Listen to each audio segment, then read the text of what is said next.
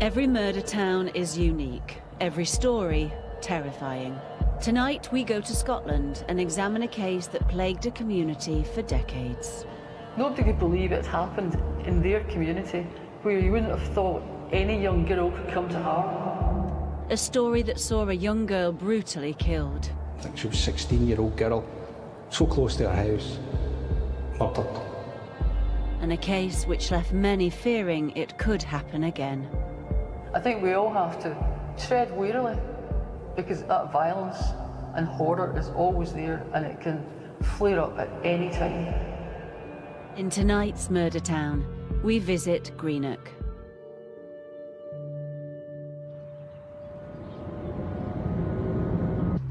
Some killers attack complete strangers.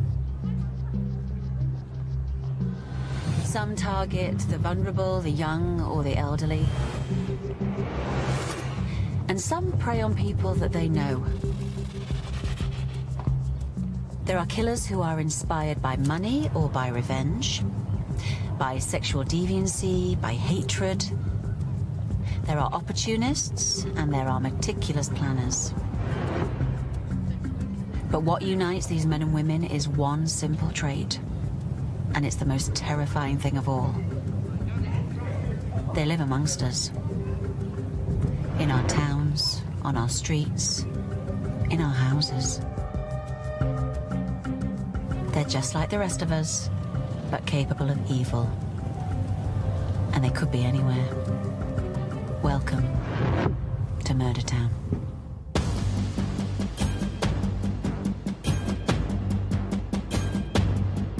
Do you feel it in the air? Oh. Something wicked this way comes. Something wicked this way comes. Something wicked this way comes. Something wicked this way comes.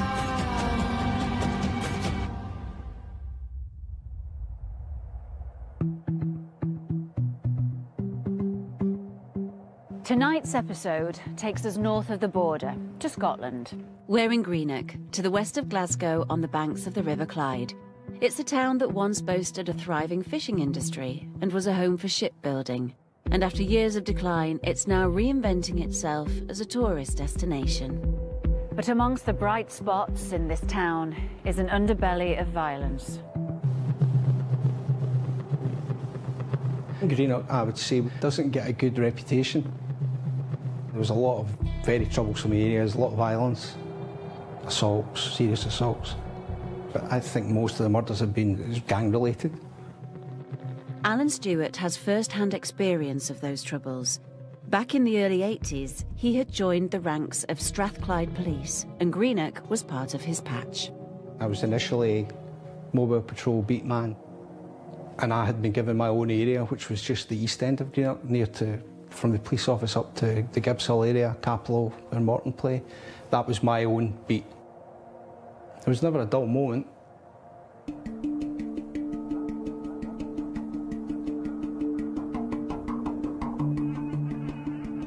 Never forget the date, never forget what I saw. But the night before was the opening day of the World Cup. I was sitting with my then fiancée at my parents' home. First call I got that morning was just after 7.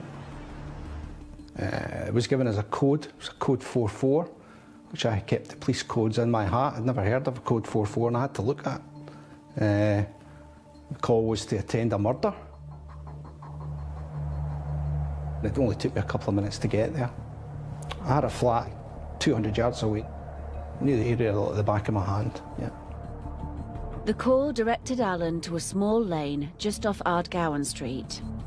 When I got there, I actually went into the lane and had seen the body of a female. Naked, lying on her side, articles of clothing scattered nearby. But her head was sort of tilted down, you couldn't see any marks. There was no visible marks that I could see on her, but she was clearly dead. And I radioed to the control room to update them of the circumstances and advise senior officer CID to attend, and basically I maintained a cordon at the entrance to the lane to stop anybody coming in. I would like to say I was the unlucky one that was first there. It wasn't nice standing there with nobody around about you, not knowing what had happened to her, not knowing who she was. That was the thing that I'll never forget. While Alan stood guard of the grim scene, word that a body had been found quickly spread to locals. It was something I obviously didn't expect to hear that morning. You know, I felt my stomach turn over. But I knew I had to go to the scene. Alison was a reporter for the local newspaper, the Greenock Telegraph. By the time I got here, there were obviously there was a lot of police activity, a lot of police cars, police officers. Although at that time in the morning, most of the public were getting up and going to work and didn't realise themselves what all the activity was about. The deposition site was overlooked by tenements, 4-storey high tenements. And I think we actually put blankets along the fence to try and shield that, but anybody across the street at high level with a clear view. And obviously at that point we didn't know who she was.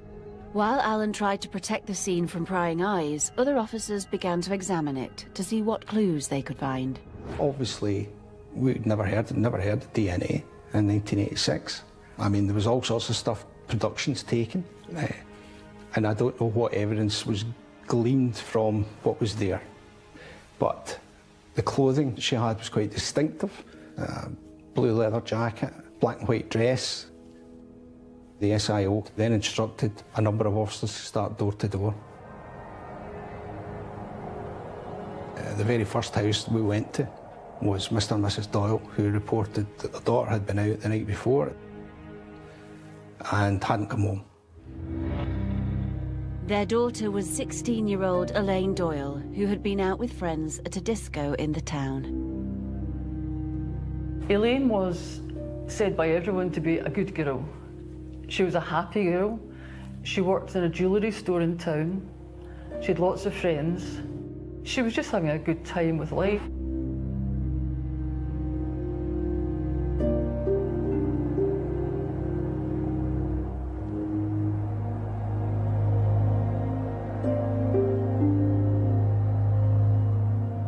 She told her parents that she was going to the Celtic Club to a dance.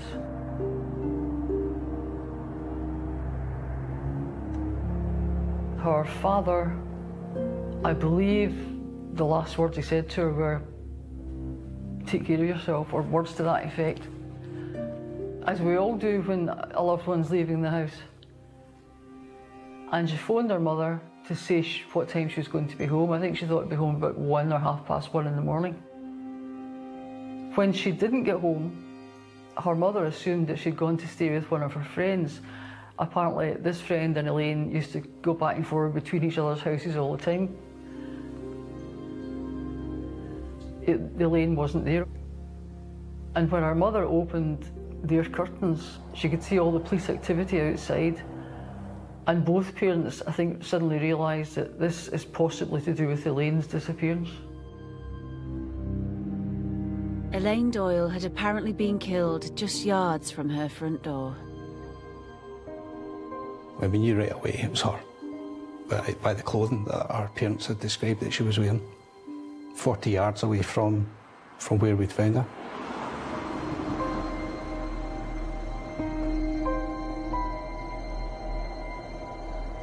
The general feeling of people in the area was utter shock. Nobody could believe that a 16-year-old girl had made it to within 40 yards of her house and then been dragged into a lane and murdered. And I think it was just very chilling to think that a young woman had lost her life in this leafy, quiet part of town. But the reality was that Elaine Doyle had been murdered. And now the hunt was on to catch her killer. But there was no sign of who might have done it. It is a close-knit community. I think there was a lot of fear. Nobody knew who this person was, where he lived, what he looked like. People were scared of what might be out there. Her handbag was found burning. This had been missing from the night of the murder. It was likely there was a killer in the town.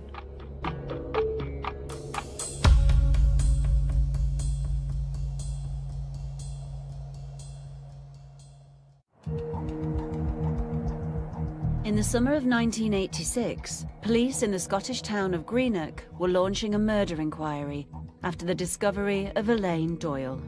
Soon the whole town would be on high alert, because while Greenock had its problems, murder wasn't a frequent occurrence. Greenock was a hive of industry at one point. When it had the shipyards, it had thousands of men employed there, to such an extent that if you didn't leave work at a certain time, you didn't bother leaving because you couldn't get up the road for the crowds and crowds pouring out the yards every night. So unfortunately, that's almost all away now. The employment has disappeared, and a lot of people found themselves in dire straits. They're on benefits, they're trying hard to cope with what little they've got. And that's changed the face of the town, I think. People were trying to get money any way they could. And of course, for a lot of people, that would be to turn to crime, whether it was grabbing somebody's bag in the street or breaking into a house. It's not acceptable, but it's sad but true. Everybody seems to think it's very violent, a lot of drunks. There's a lot of problem areas. I'm pretty sure it's the same all over. But I don't think, you'd never found I think she was a 16-year-old girl, so close to her house, murdered. But that's exactly what detectives in Greenock were now dealing with, and nobody in the town could quite believe it. When it came out, it was a 16-year-old girl. I think it was even more shocking, especially since she'd been out having a good time. And she used to go out with her friends to the Celtic club to go to the dance. She wasn't supposed to because she was underage, but I think her father was happier that he knew where she was rather than that she was just out there someplace, and advised her always to use the main roads to get back home. When she left the Celtic club, I think she was still with friends. I think a lot of her friends lived in the east end of the town. So they went to a hamburger van in Cathcart Street. And they chatted for a while, and then they went their way and Elaine came west. Obviously following all the routes that she'd used before, which were safe. And she got within 40 yards of her home when she was grabbed and pulled into this lane beside the Air Training Corps building. And that's where she was killed.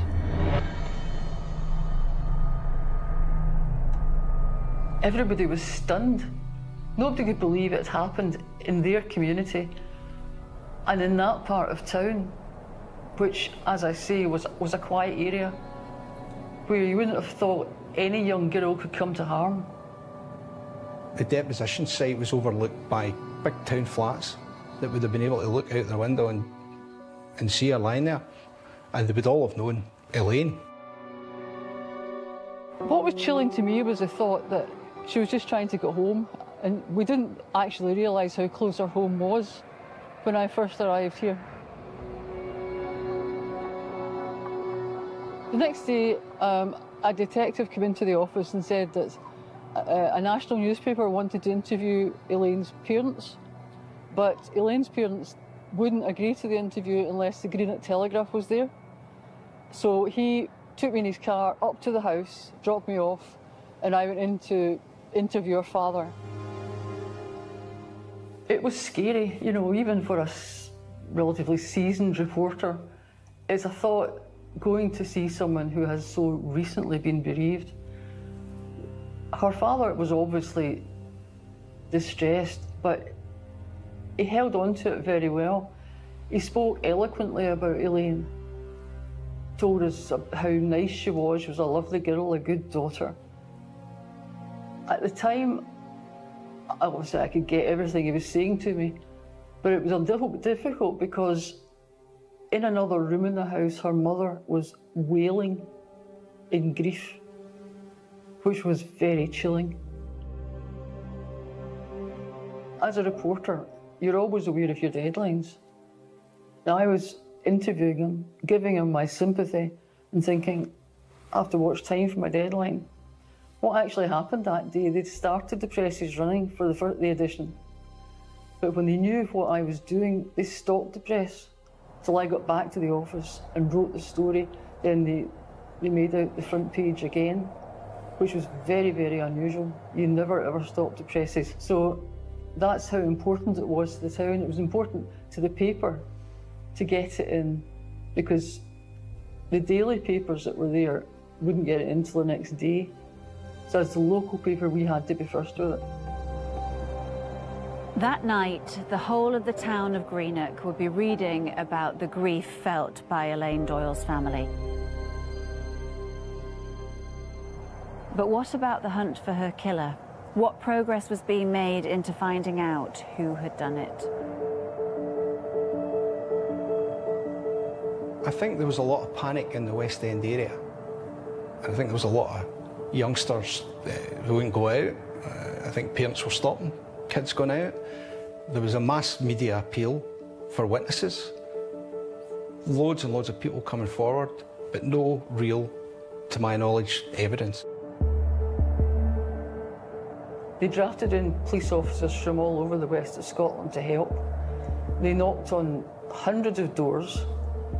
They spoke to everyone they could find who'd been in the club that night. It was a massive police search. Police narrowed their search by focusing on the Red Route, the path Elaine would have walked on her way home. It was arranged by a grid. They were basically concentrating from the Celtic Club along the town centre up to the West End and then a couple of blocks up. That was the sort of search area.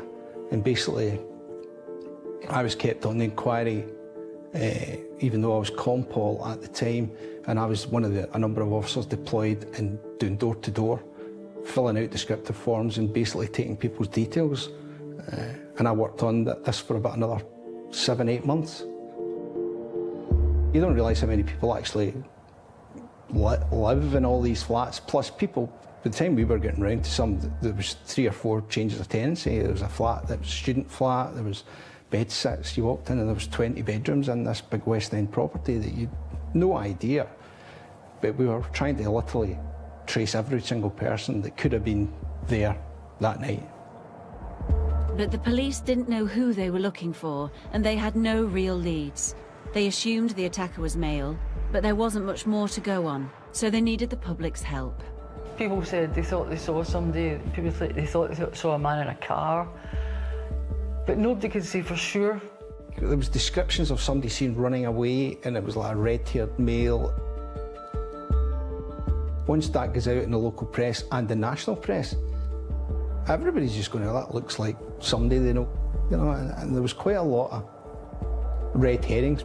One of them was a boss in one of the companies, and we think, well, it was a disgruntled member of staff who just fired his name in. There was loads of people coming out the woodwork but you had to take, you know, you weren't taking samples from them, you were just taking their name, their address, what they were doing, had they any information. They spoke to everyone they could possibly think of. And of course, it all drew a blank. Police in Scotland, despite all their best efforts, still had no idea who had killed Elaine. But they needed a breakthrough in case the same man struck again. So reinforcements were called for.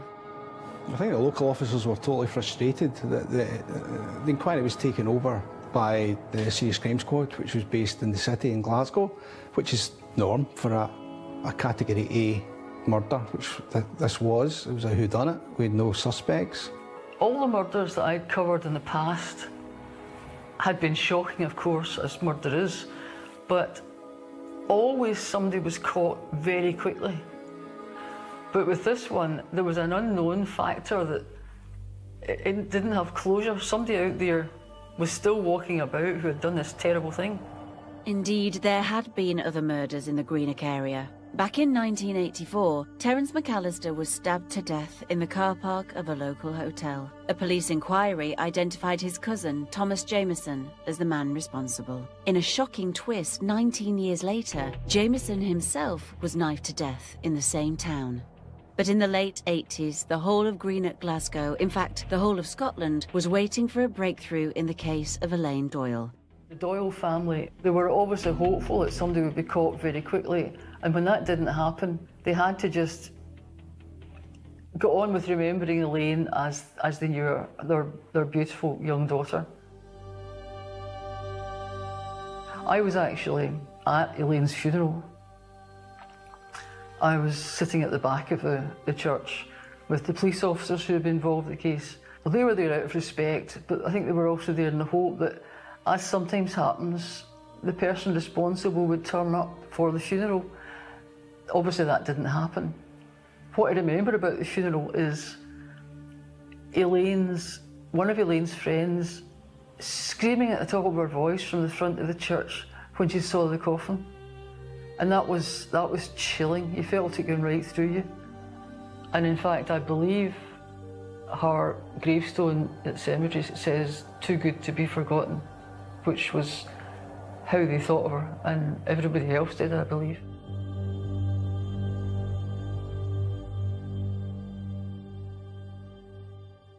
As the weeks turned into months, the town could be forgiven for forgetting what had happened to Elaine, so the local press kept reminding them. We were anxious to keep the story in the public eye because people forget very quickly and the case goes cold very quickly. So initially it was in the paper every day, then it was in the paper every week. Although as the days went on and nobody was turned up, we began to think perhaps it was just somebody passing through, like a lorry driver, for instance, who happened to come through Greenock on his route and had stopped that night. Nobody could work out why there was no information coming forward about the murder. But soon all that would be about to change. A couple of weeks later, her handbag was found burning. This had been missing from the night of the murder, and it was found, I believe, on the steps of the Watt Library. Which is literally the other side of our gown square. Nobody could understand where it had been or who had set it on fire. There was a panic in the area. I think there was a lot of things going on. People were suspecting they were getting followed. Everybody knew that it was likely there was a killer in the town. But it seemed the only way the killer would be discovered would be if they struck again. The day had come. We believed we had identified the person who killed Elaine Doyle.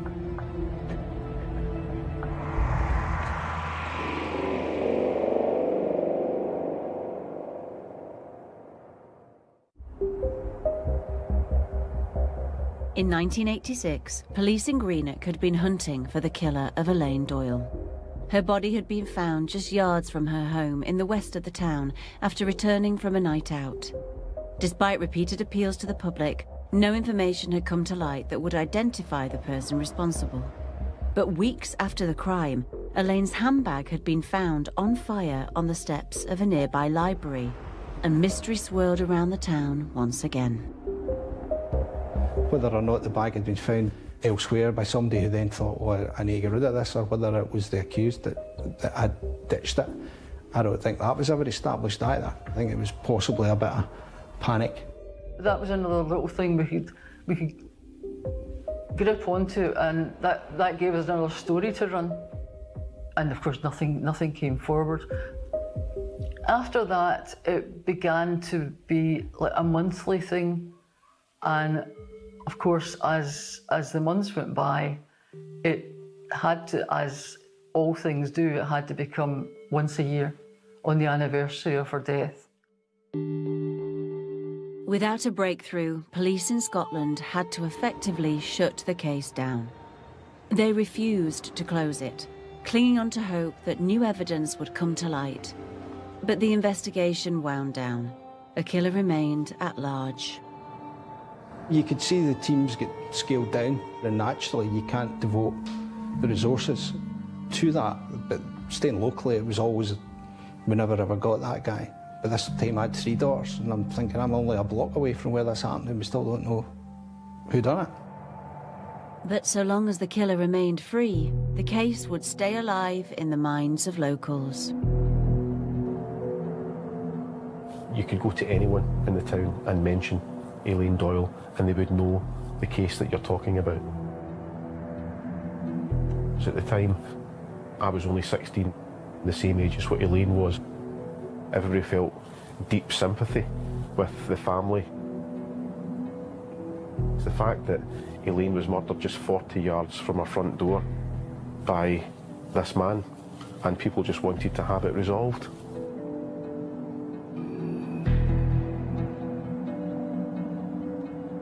The vibe and the energy surrounding the case in the community, you know, was perhaps it might never ever be solved. Having joined the Telegraph, it was a case that we constantly phoned up every year on more or less round about the anniversary of the murder in order to sort of ascertain from the police how things were perhaps progressing with the inquiry. It was coming up to the 25th anniversary of Elaine's death or murder, and they wanted to sort of reinvigorate the investigation. Police launched a brand new cold case look at Elaine's murder, and they gave it a new name. Operation Evergreen was a gargantuan investigation, and they took over the entire top floor of Greenock Police Office. The locks were changed in the doors, passcodes were given. There was a team of, I believe, 40 detectives involved, and sifting through all of the information, going over the case again, and essentially just, you know, leaving no stone unturned. An investigation, in my mind, it's a jigsaw puzzle with a piece that's missing.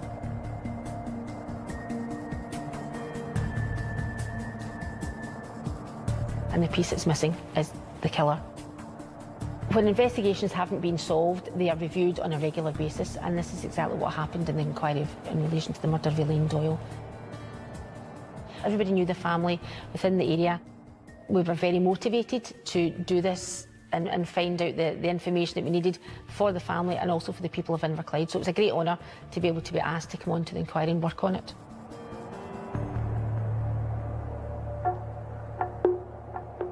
Basically, the first thing you have to do is sit down and read as much information as you possibly can. You have to be aware of every detail that took place, that was investigated, the lines of inquiry, the suspects they had, the suspects they eliminated, and basically making sure that you know where every piece of that jigsaw fitted together. The sheer volume of what they went through, there was over 14,000 witness statements went through.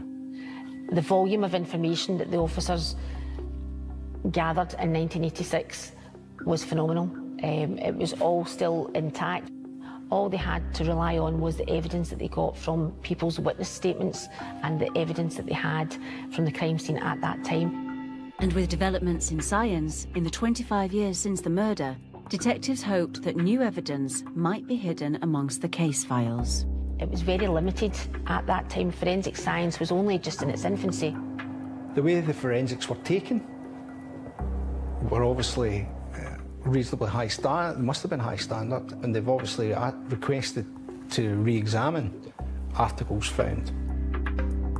The good thing about it was that some forensic person had put tape on Elaine's body and taken samples from her skin. At the time, the police used sort of sellotape type strips, just for any sort of fibres from clothing and that kind of thing.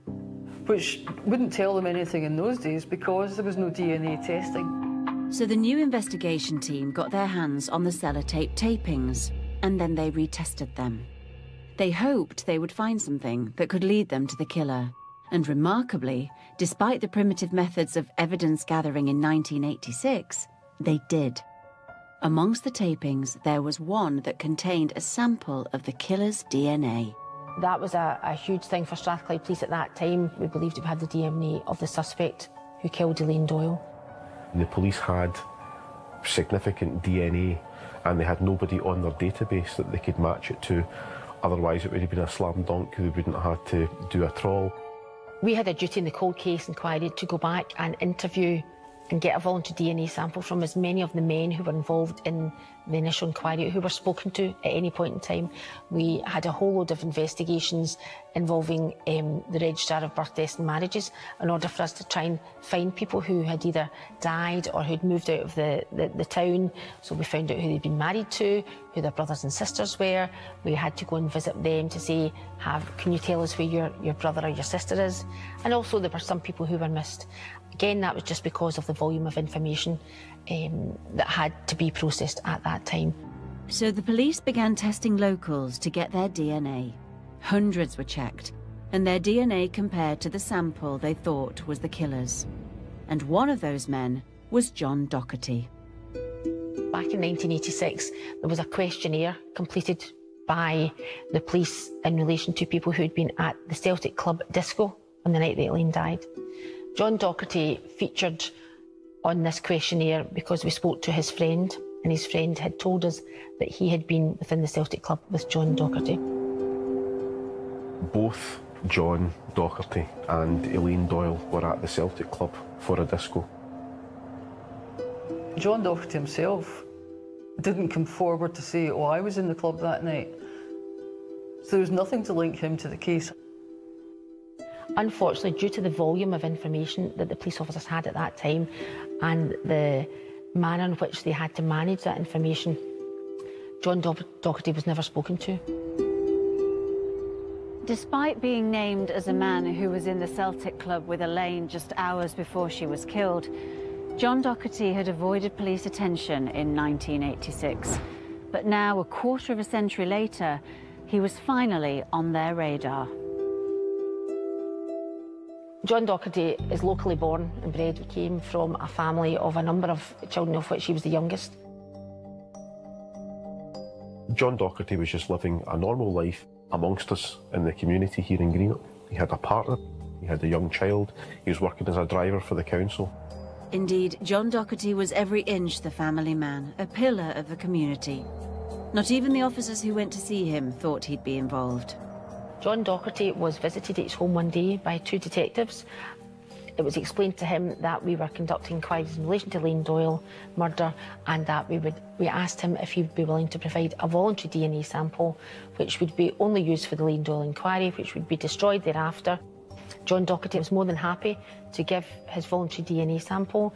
He also told the officers at that time that he had in fact been in the Celtic Club on the night Elaine had died, and gave no inclination that he was involved in any way, shape or form. And within a very short space of time, the result came back. The information came through in an email. I asked one of my colleagues to verify what I was reading, because it was 1 in a billion that it was not John Docherty's DNA on Elaine's body.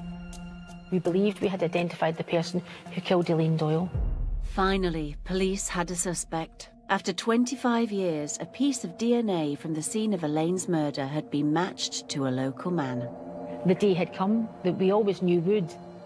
It's very difficult to describe my emotions on that day. It felt great to me that we then had the suspect. Totally confident that we'd got the right guy. I'd never heard of him, didn't know him at all. Never heard of him. We looked at, what do we know about him? Where was he in 1986? Where did he stay? Where did he work? Who did he meet? Was he at the Celtic Club? Did he have friends there? And we then had to go and track down these friends and ask them what they could tell us about John Docherty from back in 1986. That was also a very difficult thing to do, because we didn't want to show our hand. We didn't want to show that we had identified John Docherty. So it was having to ask questions of people in a generic way to make sure that we could get the information. And at the time, he was actually at school with Elaine's brother. I knew him from school. We don't know whether Elaine actually knew John Docherty or whether he in fact knew her. Having quizzed his friends, the time finally came to quiz the man himself. John Docherty was about to be brought into the police station to answer some questions. What do you know about the murder of Elaine Doyle? Nothing. Nothing other than what I've read.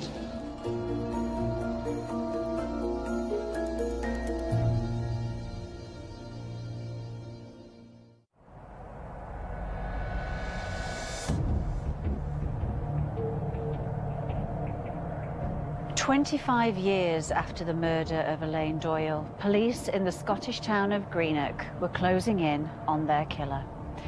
They'd used modern forensic techniques to identify a local man called John Docherty. And now they were set to find out his explanation of how his DNA had ended up on her body. What do you know about the murder of Elaine Doyle? Nothing. Nothing other than what I've read. Tell me what you've read. Yeah, local newspapers, young girl, night out, murdered on the way home.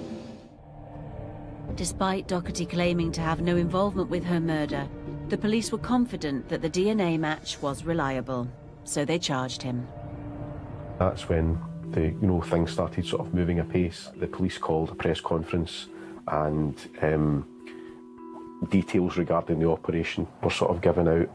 I think the reaction of the public once John Docherty's name was known was, well, at last we've got someone charged with this murder that's been hanging over the town for all these years.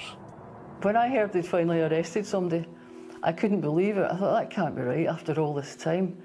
And I thought perhaps it was somebody who had committed the murder, left town for the span of years. Well, it turns out that he had left town, he had joined the army for a while, but he was back in town working for the council, I believe, as a driver by that time. I think there was a sense of perhaps shock and surprise amongst people that worked with him, because he just seemed to be a quiet family man, just getting on with his life day to day. So I think there was a sense of surprise that it was him, given the fact that there's no other sort of criminal background there as well. But although Docherty didn't fit the bill as a cold-blooded killer, his DNA profile did. And there was another piece of information too. It wasn't just the DNA evidence that got him, there was also eyewitness evidence at the time from a man who said that he would be able to remember John Docherty by his staring eyes. And after that length of time, he still maintained that he'd be able to identify this man. And from pictures shown to him, he picked John Docherty. And with that eyewitness evidence married up with the DNA evidence, then that sort of solidified the case further and led to prosecution. When eventually he was charged, I was aware that he'd been charged, and I was also aware that I'd be in the witness box very quickly when it got to the High Court, because a number of the witnesses were then deceased. A lot of the senior police officers were deceased as well.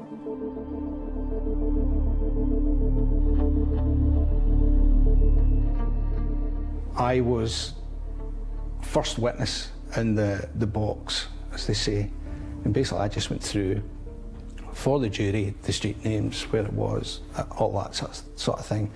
I didn't feel under any pressure. I was trying to do my best for the family. John Docherty showed very little emotion throughout the trial. He attended at court every day, along with members of his family, and sat in the dock. He never made eye contact with any of the family or any of the people sitting in the public gallery. He sat, he listened to the information and interacted in no way with anybody else in the courtroom at that time. After a lengthy trial, focusing heavily on the DNA evidence, a jury was asked to reach a verdict. John Docherty was convicted of Elaine's murder. It was the most satisfying result I have ever had in any of the inquiries I've been involved in the 30 years I was in the police.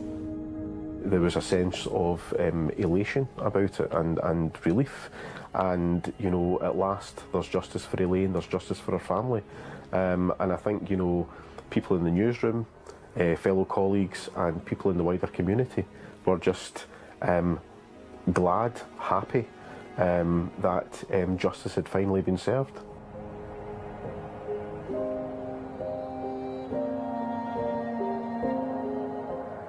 Hopefully, the family that remain have been able to just look back on Elaine with the joy that she brought to them. But when murder strikes, the ripples can spread far and wide. I don't think anyone in Greenock who was here at the time will ever forget the fact that a lovely young girl had been killed. It just hit everyone, and nobody will have forgotten it. It was such a long-running investigation, a case that had no resolution, it seemed, and then it was resolved. There was such a gap between the murder and the initial investigation and Docherty actually being caught. It's not usual for that length of time to pass and to actually get a result. The streets are safer having a murderer like John Docherty behind bars, because you don't know if this guy would just have an aberration one day and go out and do the same thing again. I think there's always a John Docherty out there. It may not be that one, but there's always some guy living next door to you. You don't know who he is. You don't know what he's done in the past. You don't know what he's going to do in the future. I think we all have to tread warily, just be a little bit cautious about who's around us at any given time and what they might do, because it's always there. That violence and horror is always there, and it can flare up at any time. Greenock hopes that another John Docherty won't ever step foot on its streets again. But this murder town never got an explanation. There was no motive, no reason, no sense to the murder of Elaine Doyle. And if it hadn't been for advances in science, there would have been no justice either. Greenock goes to prove that even killers who think they've got away with their crimes will one day be caught.